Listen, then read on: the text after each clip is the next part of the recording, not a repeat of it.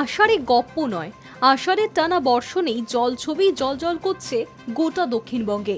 সপ্তাহটা শুরু হয়েছিল বৃষ্টি দিয়ে, দ্বিতীয় দিন মঙ্গলবার তা আরও বাড়ল। টানা বৃষ্টিতে জলমগ্ন শহর কলকাতার বিস্তীর্ণ এলাকা, পথে পরিবহন অপর্যাপ্ত। সকাল থেকেই কাজে বেরিয়ে ভোগান্তির শিকার নিত্যযাত্রীরা।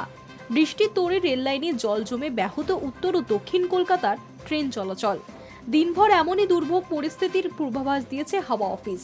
উপকূলবর্তী জেলাগুলিতে ভারী থেকে অতি ভারী বৃষ্টির আশঙ্কা। তবে আশার কথা এই যে নিম্নচাপ ধীরে ধীরে সরে যাচ্ছে ঝাড়খণ্ডের দিকে। আগামী দু একদিনে আবহাওয়ার কিছুটা উন্নতি হতে পারে। মঙ্গলবার সকালটা মোটেই মঙ্গলজনক নয় দক্ষিণবঙ্গে। ভোর থেকেই টানা বৃষ্টিতে কলকাতার চেনা সেই জলযন্ত্রণার চিত্রটা পুনরাবৃত্তি হচ্ছে। শহরের একাধিক রাস্তায় জল জমে যান চলাচল ব্যাহত। যদিও কলকাতা পৌরসভার তরফে জমা জল নিয়ে নজরদারি চলছে। আধিকারিকেরা সর্বক্ষণ সেদিকে নজর রেখে অতিরিক্ত জমা জল নিষ্কাশনের ব্যবস্থাও করেছেন, কিন্তু একটানা বৃষ্টিতেই সেই কাজ বারবার বাধার মুখে পড়ছে।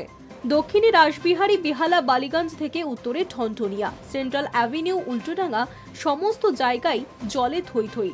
বাস, ট্রাম, ট্যাক্সি চলাচলের সমস্যা, ফলে কাজে বেরিয়ে গন্তব্যে পৌঁছতে অনেকটাই দেরি হচ্ছে। এদিকে রেলপথেও জলযন্ত্রণা। শিয়ালদা উত্তর ও দক্ষিণ শাখার রেল লাইনের একটা বড় অংশ ডুবেছে জলে, যার জেরে ট্রেন চলাচল সকাল থেকেই ব্যাহত। এদিকে ব্যারাকপুর, টিটাগড়, অন্যদিকে ডায়মন্ড হারবার, ক্যানিং লাইনে ট্রেন চলছে অতি ধীর গতিতে। রেলের তরফে জানানো হয়েছে পরিস্থিতির দিকে নজর রাখা হয়েছে। আলিপুর আবহাওয়া দপ্তরের তরফে জানা যাচ্ছে, নিম্নচাপের কাঁটায় এত দুর্ভোগ। এভাবেই ভারী বর্ষণ মাথায় নিয়ে দিনটা কাটবে বলে ইঙ্গিত আবহবিদদের। বুধবার পর্যন্ত আবহাওয়া এমনই থাকতে পারে। তারপর থেকেই ধীরে ধীরে নিম্নচাপের প্রভাব কমবে বলে পূর্বাভাস হাওয়া অফিসের। Hi News network.